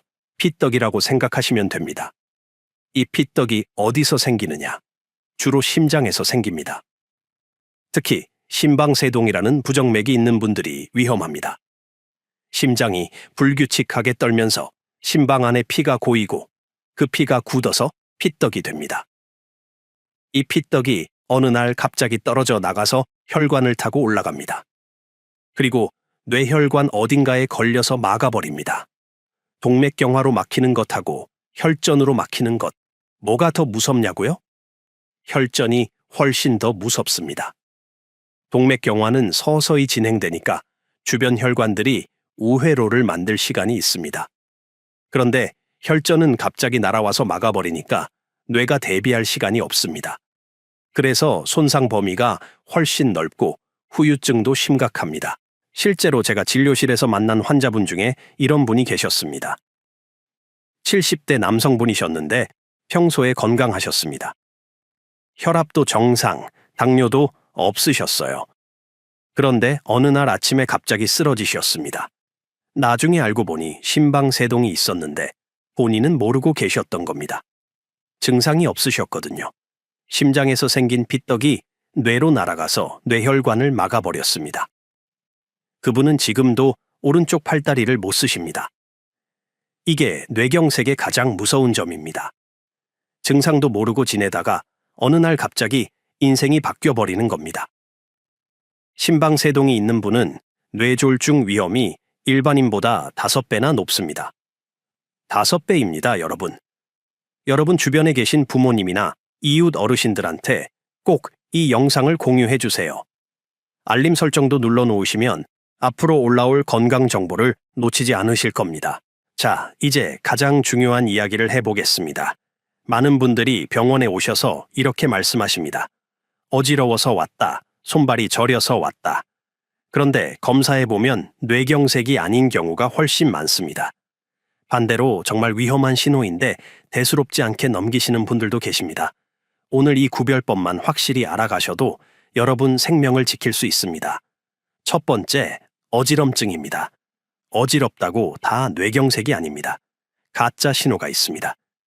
이석증 같은 말초성 어지럼증이죠. 이건 어떤 느낌이냐? 세상이 빙빙 돌아갑니다. 회전목마 탄 것처럼 빙글빙글 도는 느낌이고 구토가 심하게 납니다. 그런데 중요한 건 비틀거리긴 해도 걸을 수는 있습니다. 벽을 잡고라도 화장실까지 갈 수 있어요. 그런데 진짜 뇌경색으로 오는 어지럼증은 완전히 다릅니다. 세상이 빙빙 도는 느낌보다는 술 취한 사람처럼 비틀거립니다. 똑바로 걸으려고 해도 자꾸 한쪽으로 쏠립니다. 중심을 못 잡는 겁니다. 그리고 여기에 다른 증상이 같이 옵니다. 말이 어눌해지거나 물건이 2개로 보이는 복시 증상이 동반됩니다. 이럴 때는 절대 집에서 쉬면 안 됩니다. 바로 응급실로 가셔야 합니다. 두 번째, 손발 저림입니다. 이것도 헷갈리십니다. 많은 분들이 척추가 안 좋아서 그런가 보다 하고 넘기십니다. 척추관 협착증은 이렇습니다. 서서히 진행됩니다. 어느 날 갑자기 생기는 게 아니라 몇 달에 걸쳐서 점점 심해집니다. 그리고 걸으면 다리가 당기고 아파서 쉬어야 합니다. 앉거나 허리를 숙이면 좀 나아집니다. 그런데 뇌경색으로 오는 저림은 전혀 다릅니다. 갑자기 시작됩니다. 아침에 일어났는데 갑자기 한쪽 팔다리에 힘이 안 들어가거나 감각이 둔해집니다. 얼굴까지 함께 저린 경우도 많습니다. 이건 척추 문제가 절대 아닙니다. 뇌혈관이 막혀서 생기는 증상입니다. 자, 여기서 가장 중요한 이야기를 하겠습니다. TIA라고 합니다. 일과성 뇌어혈 발작입니다. 이게 뭐냐면 뇌경색 증상이 나타났다가 저절로 사라지는 겁니다. 한쪽 팔다리에 힘이 빠졌다가 몇 분 후에 다시 괜찮아집니다. 발음이 어눌해졌다가 1시간 후에 정상으로 돌아옵니다. 많은 분들이 이럴 때 이렇게 생각하십니다. 아, 다행이다. 괜찮아졌네. 그냥 일시적으로 그랬나 보다. 절대 안 됩니다. 이건 뇌가 보내는 마지막 경고입니다. 혈관이 잠깐 막혔다가 다시 뚫린 겁니다. 뇌경색 예고편입니다. 통계를 보면 이렇습니다. TIA를 경험하신 분 5명 중 1명은 3개월 이내에 진짜 뇌경색이 옵니다. 그것도 절반은 48시간 이내에 옵니다. 이틀 안에 큰 뇌경색이 올 수 있다는 뜻입니다. 그래서 증상이 사라졌어도 반드시 즉시 응급실에 가셔야 합니다. 마지막으로 AAST 법칙입니다. 이건 꼭 외우고 가셔야 합니다. F는 페이스, 얼굴입니다. 웃어보라고 하세요. 한쪽 입꼬리가 올라가지 않고 처지면 위험 신호입니다. A는 arm, 팔입니다. 두 팔을 앞으로 들어 올려보라고 하세요. 한쪽 팔이 내려가거나 힘이 없으면 위험합니다. S는 스피치, 말입니다. 간장 공장 공장장. 이런 문장을 따라 해보라고 하세요. 발음이 어눌하거나 말이 꼬이면 위험합니다. T는 타임, 시간입니다. 이 세 가지 중 하나라도 해당되면 지체 없이 119에 전화하셔야 합니다. 여러분, 오늘 내용 중에 궁금한 증상이 있으시거나 비슷한 경험이 있으시면 댓글에 궁금해요라고 적어주세요. 좋아요도 눌러주시면 더 많은 분들이 이 정보를 보실 수 있습니다. 자, 이제 가장 중요한 실천 방법을 말씀드리겠습니다. 90% 예방이 가능하다고 했죠? 첫 번째로 할 일은 바로 식탁을 바꾸는 겁니다. 기름을 바꾸십시오. 여러분, 기름이 다 똑같은 기름이 아닙니다. 좋은 기름이 있고 나쁜 기름이 있습니다. 좋은 기름은 혈관을 지켜주고 나쁜 기름은 혈관을 막습니다. 좋은 기름 첫 번째는 올리브유입니다. 그것도 엑스트라 버진 올리브유를 쓰셔야 합니다. 이 안에 오메가9이라는 성분과 폴리페놀이 들어 있습니다. 나쁜 콜레스테롤을 낮춰주고 혈관 염증을 막아줍니다. 실제로 지중해 연한 사람들이 심혈관 질환이 적은 이유가 바로 올리브유 때문입니다. 프레디메드라는 대규모 연구가 있었습니다. 올리브유를 포함한 지중해식 식단을 먹은 사람들이 저지방 식단을 먹은 사람들보다 뇌졸중 위험이 30%나 낮았습니다. 좋은 기름 두 번째는 들기름입니다. 들기름에는 오메가3, 정확히는 알파리놀렌산이 들어 있습니다. 혈액을 맑게 하고 혈관을 부드럽게 만들어줍니다. 그런데 들기름은 주의할 점이 있습니다. 산패가 엄청 빠릅니다. 반드시 냉장고에 보관하시고 개봉하면 한 달 안에 다 드셔야 합니다. 그리고 절대 가열하지 마세요. 나물 무칠 때나 샐러드에 생으로 넣어서 드시는 게 좋습니다. 자, 그럼 나쁜 기름은 뭘까요? 최악은 트랜스 지방입니다. 마가린, 쇼트닝이 대표적입니다. 과자, 빵, 튀김에 많이 들어 있습니다. 식품 라벨에 경화유, 부분 경화유라고 적혀 있으면 트랜스 지방입니다. 이건 혈관을 직접 공격합니다. 무조건 피하셔야 합니다. 그 다음이 오메가6가 과다한 기름입니다. 콩기름, 옥수수유, 해바라기씨유. 이 기름들이 나쁜 건 아닙니다. 문제는 우리가 너무 많이 먹는다는 겁니다. 오메가3와 오메가6의 균형이 깨지면 혈관에 염증이 생깁니다. 현대인은 오메가6을 과하게 섭취하고 있습니다. 마지막으로 파뮤입니다. 라면, 과자, 가공식품에 엄청 많이 들어 있습니다. 포화지방이 높아서 혈관 건강에 안 좋습니다. 여기서 하나 짚고 넘어가겠습니다. 인터넷에 이런 말이 돌아다닙니다. 식용유만 바꿔도 80% 예방된다. 이건 명백한 과장입니다. 기름 바꾸는 것은 분명 중요합니다. 하지만 그것만으로 80%를 막을 수는 없습니다. 90% 예방을 위한 여러 습관 중 하나입니다.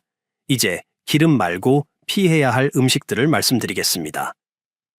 첫째, 가공육입니다. 햄, 소시지, 베이컨 같은 것들이죠. 이런 음식에는 나트륨이 엄청 많고 아질산염 같은 첨가물도 들어 있습니다. 혈압을 올리고 혈관을 손상시킵니다. 둘째, 인스턴트 식품입니다. 라면, 즉석밥, 냉동식품. 편하긴 하지만 나트륨 폭탄입니다. 한 봉지만 먹어도 하루 나트륨 권장량을 훌쩍 넘깁니다. 나트륨이 많으면 혈압이 올라가고 혈압이 올라가면 혈관이 상합니다. 셋째, 과도한 염분입니다. 우리 어르신들 짜게 드시는 거 좋아하시죠? 김치도 짜게 담그시고 찌개도 간 세게 하십니다. 그런데 이게 혈관을 망가뜨립니다. 하루 나트륨 섭취량은 2000mg 이하로 제한하셔야 합니다. 그럼 뭘 먹어야 하냐고요? 간단합니다. 아침에는 통곡물 빵에 올리브유를 살짝 발라 드시고 계란 1개, 토마토 1개 드십시오. 점심에는 현미밥에 등푸른 생선구이, 나물 반찬 드시면 됩니다. 저녁은 가볍게 두부 샐러드에 들기름 뿌려서 드시면 좋습니다. 간식은 견과류 한 줌이면 충분합니다. 복잡하게 생각하지 마십시오. 가공된 음식 줄이고 자연 그대로의 음식 드시면 됩니다. 통곡물, 채소, 생선, 좋은 기름. 이 네 가지만 기억하세요. 오늘 바로 실천하실 분 계십니까? 댓글에 실천이라고 두 글자만 남겨주세요. 여러분의 다짐이 다른 분들께도 큰 동기가 됩니다. 자, 식탁을 바꾸셨으면 이제 두 번째 실천법입니다. 증상이 나타나기 전에 숨어있는 위험을 먼저 찾아내는 겁니다. 제일 중요한 검사가 경동맥 초음파입니다. 경동맥이 뭐냐? 목에 있는 혈관인데 뇌로 가는 혈액의 80%가 이 혈관을 통해 갑니다. 여러분, 손가락으로 목을 만져보세요. 턱 아래쪽 목 양옆에 콩닥콩닥 뛰는 게 느껴지시죠?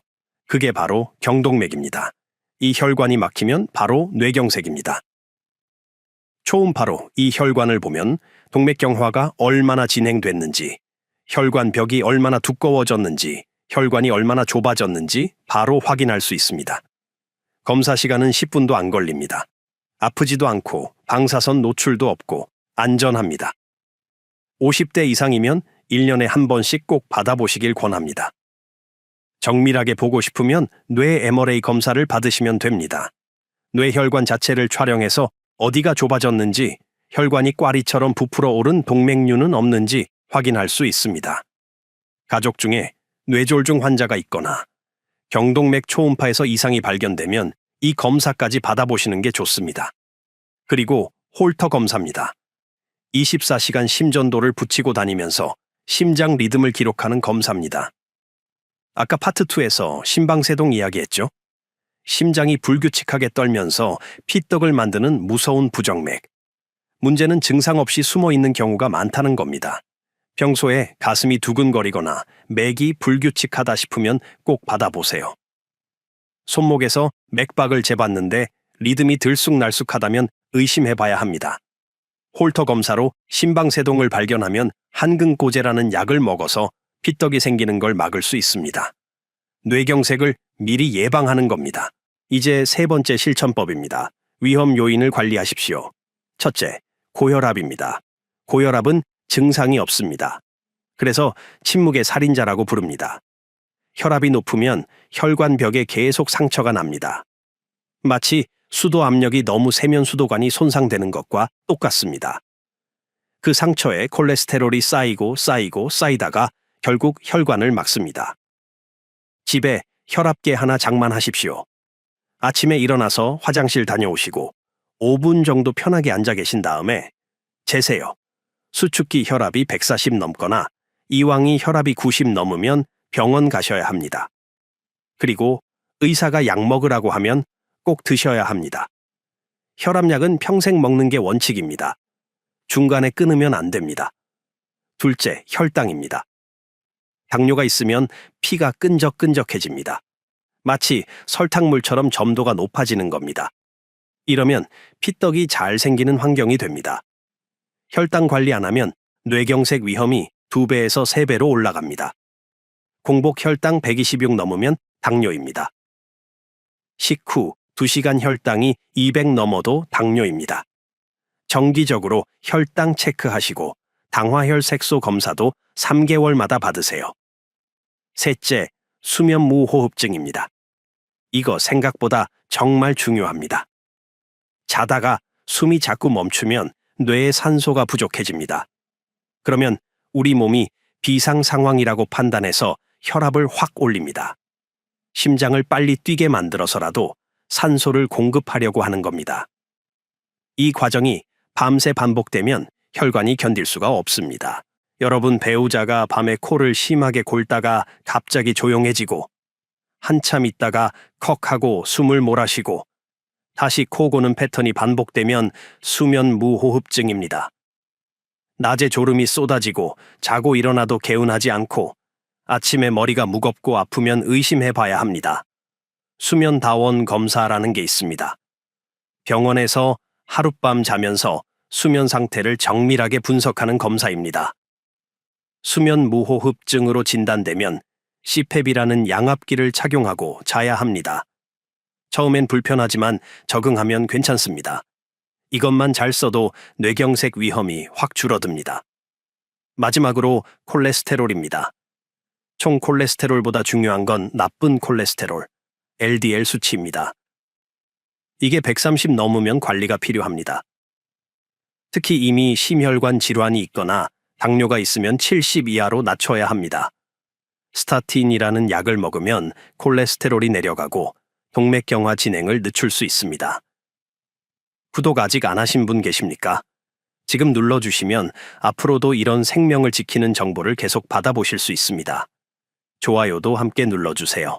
여러분, 오늘 이야기를 3가지로 정리하겠습니다. 첫째, 뇌경색은 90% 예방할 수 있는 병입니다. 하루 300명이 쓰러지는 무서운 병이지만 고혈압과 당뇨를 관리하고 좋은 기름으로 바꾸고 위험 요인을 미리 찾으면 10명 중 9명은 막을 수 있습니다. 둘째, 페이스트 법칙을 기억하십시오. 얼굴이 한쪽으로 처지거나 팔에 힘이 빠지거나 발음이 어눌해지면 즉시 119입니다. 증상이 사라졌다고 안심하지 마세요. 그건 더 큰 뇌경색의 경고입니다. 셋째, 증상이 나타나기 전에 먼저 찾으십시오. 경동맥 초음파로 혈관 상태를 확인하고 홀터 검사로 숨어있는 심방세동을 찾아내면 미리 막을 수 있습니다.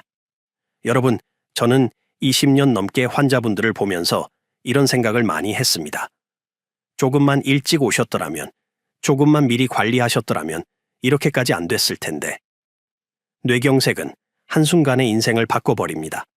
말도 못하고 걷지도 못하고 가족들한테 짐이 될까봐 괴로워하시는 분들을 너무 많이 봤습니다.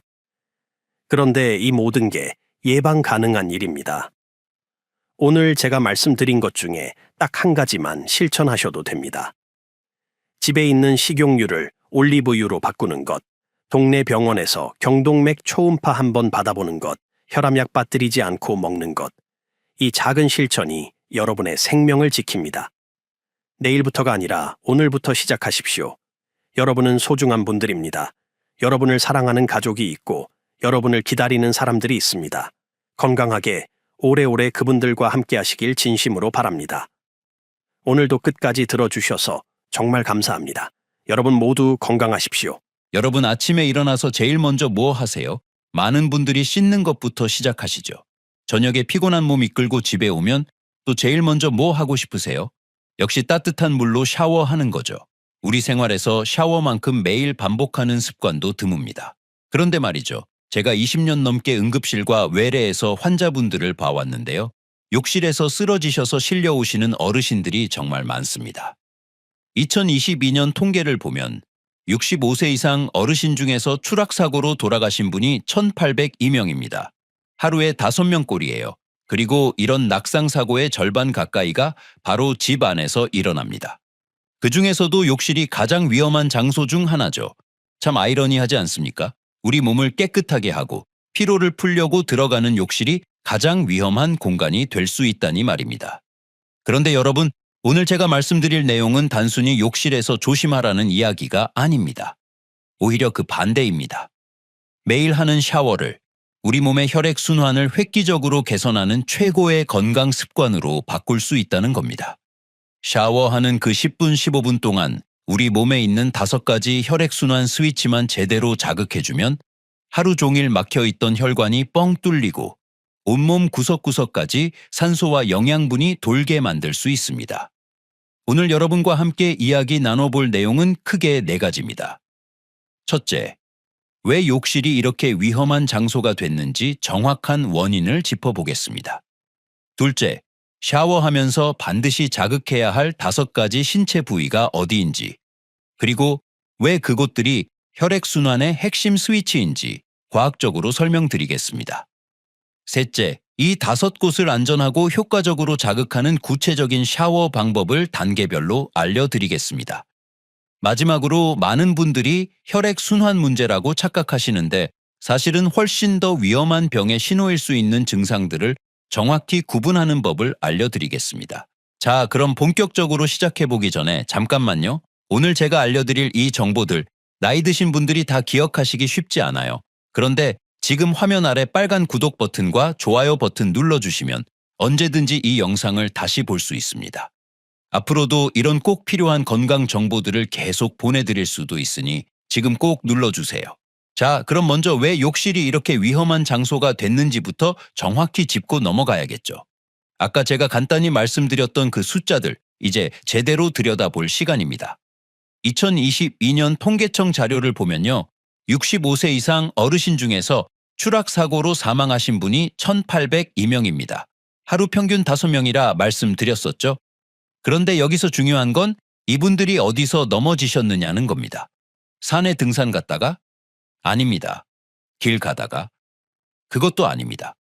놀랍게도 노인 낙상 사고의 48.7%, 거의 절반이 바로 집 안에서 일어납니다. 그것도 침대하고 욕실, 이 두 곳이 압도적으로 많아요. 왜 그럴까요? 욕실은 3가지 위험 요소가 동시에 몰려있는 공간이기 때문입니다. 첫째는 물기 때문에 바닥이 미끄럽죠. 둘째는 좁은 공간에 딱딱한 벽과 변기, 욕조 같은 것들이 빼곡하게 들어차 있습니다. 넘어지면 어디든 부딪히게 돼 있어요. 셋째, 이게 제일 무서운 건데요. 바로 급격한 온도 변화입니다. 제가 응급실에 있을 때 겪었던 실제 사례 하나 말씀드릴게요. 70대 중반 남성 환자분이었습니다. 저녁 식사 마치시고 소주 한두 잔 드셨대요. 그리고 바로 욕실로 들어가셨습니다. 날씨가 추우니까 물을 뜨겁게 틀어놓고 샤워를 시작하셨죠. 그런데 갑자기 어지러우시더래요. 그 순간 균형을 잃고 쓰러지면서 머리를 욕조 모서리에 부딪히셨습니다. 다행히 부인께서 소리를 듣고 바로 119에 신고하셔서 큰 문제는 없으셨는데요. 만약 혼자 사셨다면 어땠을까요? 생각만 해도 끔찍하죠. 이런 현상을 의학 용어로 히트쇼크라고 부릅니다. 우리 몸은 온도 변화에 민감하게 반응합니다. 추운 거실에서 따뜻한 욕실로 들어가면 혈관이 확장되면서 혈압이 떨어집니다. 그런데 여기서 뜨거운 물을 끼얹으면 또 혈관이 급격하게 수축하면서 혈압이 치솟습니다. 이렇게 혈압이 롤러코스터 타듯이 오르락내리락 하면 어떻게 될까요? 뇌로 가는 혈액이 순간적으로 부족해지거나 반대로 뇌혈관에 압력이 과도하게 걸려서 터질 수 있습니다. 바로 뇌졸중입니다. 심장에도 엄청난 부담이 가해져서 심장마비가 올 수도 있고요. 특히 조심하셔야 할 분들이 있습니다. 고혈압 있으신 분, 당뇨 있으신 분, 심장질환 있으신 분들은 더욱 위험합니다. 그리고 제가 꼭 말씀드리고 싶은 게 3가지 절대 금물 상황입니다. 첫째, 식사 직후에는 절대 목욕하지 마세요. 왜냐하면 식사 후에는 소화를 위해서 혈액이 위장으로 몰립니다. 이때 뜨거운 물에 들어가면 피부 쪽으로도 혈액이 쏠리면서 뇌와 심장으로 가는 혈액이 부족해집니다. 둘째, 술 드신 후에는 더더욱 위험합니다. 알코올 자체가 혈관을 확장시키는데 여기에 뜨거운 물까지 더해지면 혈압이 폭락할 수 있어요. 셋째, 물 온도가 40도를 넘어가면 안 됩니다. 적정 온도는 37도에서 39도 사이입니다. 따뜻하다고 느껴지는 정도면 충분해요. 뜨겁다고 느껴지면 이미 위험 수준입니다. 저는 이런 환자분들을 정말 많이 봤습니다. 욕실에서 쓰러지셔서 골절상을 입으시거나 머리를 다치시거나 심한 경우 뇌졸중이나 심근경색으로 이어지시는 분들을요. 그때마다 정말 안타까웠습니다. 조금만 주의하셨으면, 조금만 올바른 방법을 아셨으면 충분히 예방할 수 있는 일이었는데 말이죠. 그래서 저는 오늘 여러분께 말씀드리고 싶습니다. 욕실은 위험한 공간이 맞습니다. 하지만 제대로 된 방법만 알고 계시면 오히려 가장 훌륭한 건강관리 공간으로 바꿀 수 있습니다. 혹시 이렇게 욕실에서 위험한 경험 해보신 적 있으신 분 계신가요? 아니면 주변에 그런 분 계신가요? 만약 경험이 있으시면 댓글에 경험, 다행히 없으시면 댓글에 조심 이렇게 적어주세요. 어르신들께서 남겨주시는 이 간단한 댓글 하나하나가 다른 분들께 경각심을 주고 더 조심하게 만드는 큰 힘이 됩니다. 자, 이제 본격적으로 들어가 보겠습니다. 샤워하면서 꼭 자극해야 할 5가지 신체 부위가 있습니다. 이 부위들은 그냥 아무 곳이나 찍은 게 아니에요. 해부학적으로 생리학적으로 우리 몸의 혈액순환과 자율신경계를 조절하는 핵심 스위치들입니다. 하나씩 정확하게 설명드리겠습니다. 첫 번째는 손바닥입니다. 여러분 긴장하면 손에 땀이 나죠? 왜 그럴까요? 손바닥에는 수많은 말초 신경말단이 촘촘하게 분포되어 있습니다. 그리고 이 신경들은 우리 몸의 자율신경계와 직접 연결돼 있어요. 자율신경계라는 게 뭐냐면 우리가 의식적으로 조절할 수 없는 심장 박동, 혈압, 소화, 혈관 수축 이런 것들을 자동으로 조절하는 시스템입니다. 손바닥을 자극하면 이 자율신경계가 깨어나면서 전신의 혈관 톤이 조절되고 혈액순환이 개선됩니다. 한의학에서 말하는 합곡혈 같은 경혈도 손에 있죠. 그래서 박수를 치거나 손을 비비면 온몸이 따뜻해지는 겁니다. 두 번째는 명치입니다. 명치 부근에는 복강신경총이라는 아주 중요한 신경다발이 있습니다. 의학 용어로는 태양신경총이라고도 부르는데요. 왜 태양이라는 이름이 붙었을까요? 여기가 마치 태양처럼 사방으로 신경을 뻗어내는 중심 지점이기 때문입니다. 이곳은 뇌와 장을 연결하는 뇌장축의 핵심 부입니다. 여러분, 스트레스 받으면 소화가 안 되죠? 시험 보기 전에 배 아프죠? 그게 바로 뇌의 신호가 이 복강신경총을 통해서 장으로 전달되기 때문입니다. 반대로 이 부위를 의식적으로 이완시키면 부교감신경이 활성화됩니다. 부교감신경은 우리 몸을 편안하게 만들고 스트레스 호르몬인 코르티솔 수치를 낮춰줍니다. 복식호흡이 왜 좋다고 하는지 아시죠? 바로 이 명치 부근의 횡격막을 움직여서 자율신경을 안정시키기 때문입니다. 세 번째는 오금입니다. 무릎 뒤쪽 오목한 곳 말이죠. 여기는 왜 중요할까요? 종아리를 제2의 심장이라고 부르는 거 들어보셨죠? 종아리 근육이 수축하고 이완하면서 정맥혈을 위로 펌프질해서 올려보냅니다. 그런데 오금은 바로 이 종아리 근육이 시작되는 상부 지점입니다. 동시에 주요 혈관과 신경, 그리고 림프절이 지나가는 관문이에요. 특히 스라림프절이라고 해서 하체의 림프액을 걸러내는 중요한 림프절이 여기 있습니다. 실제로 림프 부종 환자를 치료할 때 이 오금 부위를 자극해서 림프액을 위로 밀어올리는 수기 림프 배출법을 씁니다. 그만큼 중요한 순환의 관문이라는 겁니다. 네 번째는 사타구니입니다. 의학 용어로는 서해부라고 하는데요. 여기에는 하체와 골반의 면역을 담당하는 주요 림프절들이 밀집돼 있습니다. 우리 몸의 면역 관문이에요. 세균이나 바이러스가 침투하면 제일 먼저 여기서 걸러집니다. 그리고 굵은 대퇴동맥과 대퇴정맥이 피부 바로 밑을 지나갑니다. 여기 순환이 막히면 하체로 가는 혈액 공급이 줄어들고 반대로 하체에서 올라오는 정맥혈도 정체됩니다. 그래서 다리가 붓거나 차가워지는 겁니다. 사타구니는 상체와 하체를 연결하는 혈관과 림프의 핵심 통로입니다. 다섯 번째는 목덜미입니다. 뒷목 부분 말이죠. 여기에는 후경부 근육이라고 해서 목을 지탱하는 여러 근육들이 있습니다. 그런데 이 근육들이 과도하게 긴장하면 어떻게 될까요? 경추 사이를 통과하는 추골동맥이라는 혈관이 있는데요. 이 혈관은 뇌로 올라가는 주요 혈관 중 하나입니다. 목 근육이 뭉치면 이 혈관을 압박해서 뇌로 가는 혈류를 방해할 수 있어요. 그래서 목이 뻣뻣하고 뭉쳤을 때 어지럽고 머리가 무거운 겁니다. 의학 용어로 경추성 현기증이라고 합니다. 자, 정리해 볼까요? 손바닥은 자율신경계의 스위치입니다. 명치는 뇌와 장을 연결하는 중개소입니다. 오금은 하체 순환의 펌프 시작점입니다. 사타구니는 상하체를 연결하는 혈관과 림프의 관문입니다. 목덜미는 뇌로 가는 혈류의 통로입니다.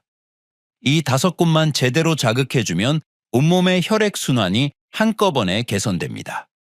그럼 이제 구체적으로 어떻게 자극할 것인지, 안전하게 샤워하는 방법은 무엇인지 알려드리겠습니다. 혹시 오늘 알려드린 5가지 부위 중에서 더 자세히 알고 싶은 곳이나 다른 궁금한 신체 부위가 있으신가요? 댓글로 알려주시면 다음 영상에서 더 깊이 다뤄보겠습니다. 그리고 이 영상이 도움이 되셨다면 주변의 혈액순환 때문에 고생하시는 분들께 이 영상 링크를 공유해 주세요. 여러분의 작은 관심이 더 많은 분들의 건강을 지킬 수 있습니다. 자, 이제 가장 중요한 부분입니다. 실제로 어떻게 하느냐 이거죠. 제가 지금부터 알려드리는 방법 그대로만 따라 하시면 됩니다. 어렵지 않습니다. 먼저 샤워 들어가기 전에 준비할 게 있습니다. 물 온도를 정확하게 맞춰야 해요. 37도에서 39도 사이입니다. 손등에 물을 대봤을 때 따뜻하다고 느껴지면 딱 좋습니다. 뜨겁다고 느껴지면 안 돼요. 그리고 타이밍도 중요합니다. 식사하셨으면 최소 1시간은 기다리세요. 소화가 어느 정도 되고 난 다음에 들어가셔야 합니다. 술 드셨으면 그날은 아예 샤워를 미루시는 게 좋습니다. 이제 본격적으로 5가지 부위를 자극하는 순서와 방법을 알려드리겠습니다. 첫 번째, 손바닥부터 시작합니다. 샤워기로 따뜻한 물을 손바닥에 30초 정도 쏘이세요. 그 다음에 양손을 마주대고 비벼줍니다. 마치 추운 날 손 녹이듯이 비비는 거예요. 20번 정도 문지르시면 됩니다. 그러면 손바닥이 화끈화끈 뜨거워지죠. 이게 혈액이 몰리는 신호입니다. 손가락 사이사이도 깍지 끼듯이 비벼주시고요. 손등도 반대쪽 손바닥으로 문질러 주세요. 양손 합쳐서 1분이면 충분합니다. 두 번째, 명치입니다. 명치 위치가 어딘지 아시죠? 가슴 한가운데 갈비뼈가 만나는 그 부분입니다. 여기에 샤워기 물줄기를 부드럽게 대고 천천히 원을 그리듯이 돌려주세요. 시계 방향으로 10번, 반시계 방향으로 10번 돌립니다. 그 다음에는 손바닥을 명치에 대고 살짝 눌러주면서 천천히 깊게 숨을 쉬어보세요. 코로 숨 들이마시고 입으로 길게 내쉬는 겁니다. 이렇게 5번만 반복하시면 됩니다. 명치가 따뜻해지면서 배 전체가 편안해지는 느낌이 들 겁니다. 세 번째, 오금입니다. 무릎 뒤쪽 오목한 부분 말이죠. 한쪽 다리씩 할 겁니다. 오른쪽 다리를 약간 굽혀서 오금이 잘 보이게 하시고요. 샤워기를 오금에 30초 정도 대주세요. 물줄기를 강하게 하지 마시고 부드럽게 맞으시면 됩니다. 그 다음 손으로 오금을 감싸쥐고 위아래로 주물러 주세요.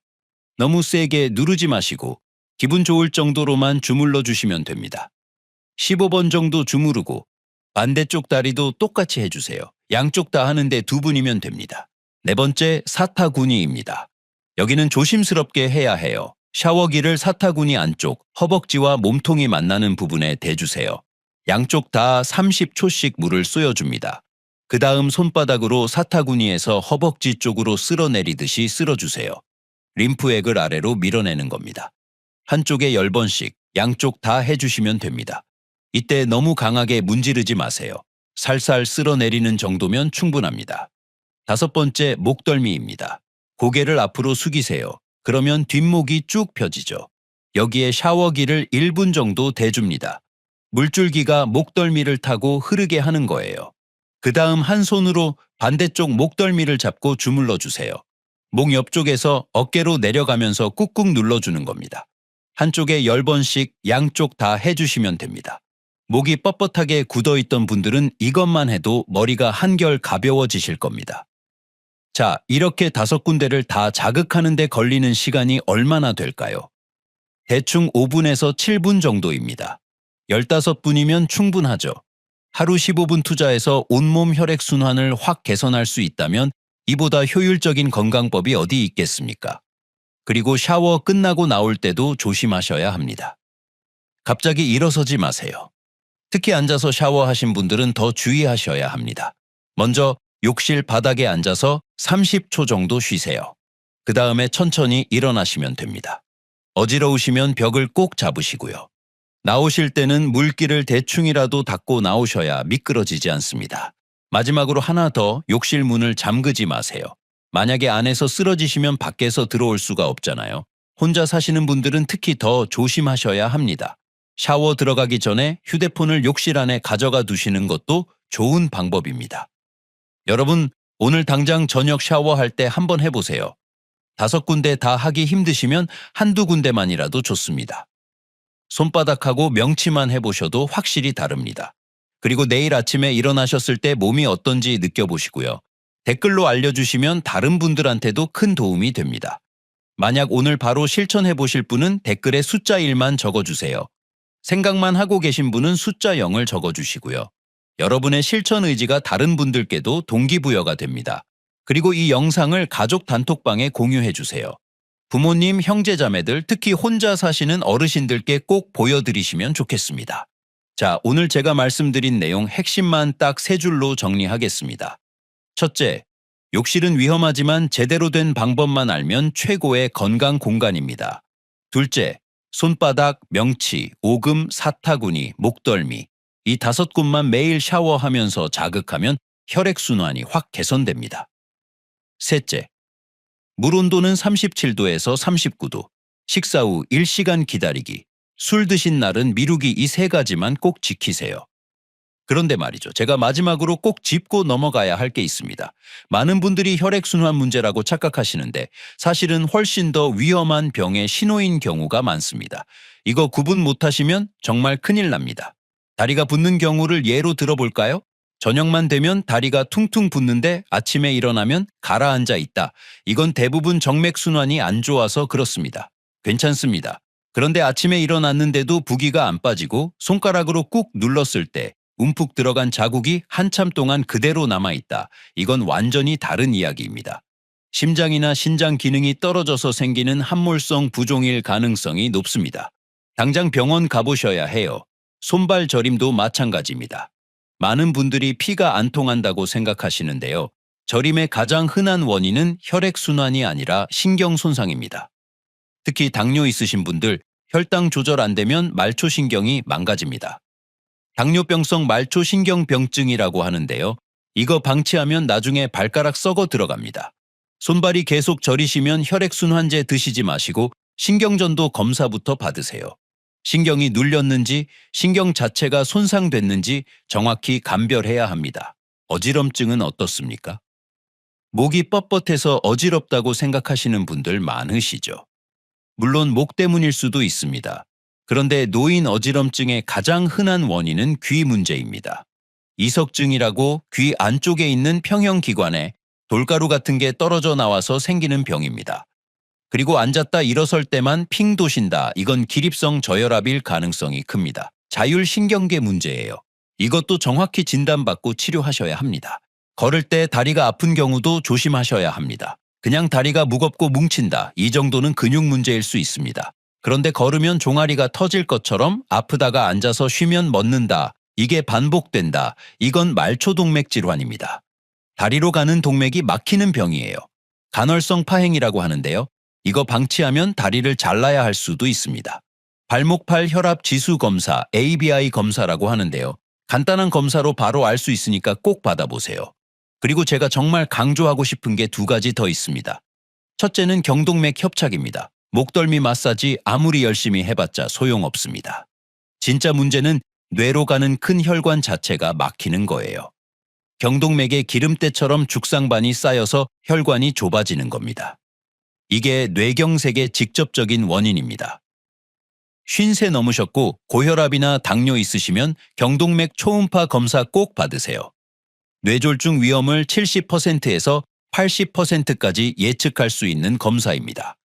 둘째는 부정맥입니다. 어지럽거나 기립성 저혈압 같은 증상이 반복되는데 원인을 못 찾겠다. 이럴 때는 심장이 불규칙하게 뛰는 부정맥을 의심해 봐야 합니다. 심장이 제대로 안 뛰면 뇌로 피가 제대로 안 올라갑니다. 심전도 검사로 확인할 수 있습니다. 여러분, 제가 오늘 이렇게 길게 말씀드린 이유가 뭘까요? 샤워할 때 몸 좀 문지르면 모든 게 해결된다. 이런 말씀 드리려고 한 게 아닙니다. 오늘 제가 알려드린 방법들은 일상적인 건강관리에는 정말 좋습니다. 실제로 도움이 됩니다. 하지만 진짜 병이 숨어 있을 때는 소용없습니다. 그래서 증상을 정확히 구분하는 게 중요한 겁니다. 손발 저리고 다리 붓고 어지럽고 이런 증상들 가볍게 보지 마세요. 혈액순환 문제려니 하고 넘어가지 마시고 정확한 진단부터 받으세요. 그게 먼저입니다. 진단받고 큰 병 아니다 확인되면 그때 오늘 제가 알려드린 샤워 방법 실천하시면 됩니다. 저는 20년 넘게 환자분들 보면서 느낀 게 있습니다. 건강은 작은 습관에서 시작되지만 병은 무시무시한 증상에서 시작된다는 겁니다. 이 영상 끝까지 보신 분들 정말 대단하십니다. 끝까지 보셨다는 건 건강에 진심이시라는 거잖아요. 그렇다면 알림 설정 꼭 눌러두세요. 종 모양 버튼 누르시면 제가 새로운 건강 정보 올릴 때마다 바로 알림이 갑니다. 그리고 댓글 하나만 남겨주세요. 오늘 영상 중에서 가장 도움이 된 부위가 어디였나요?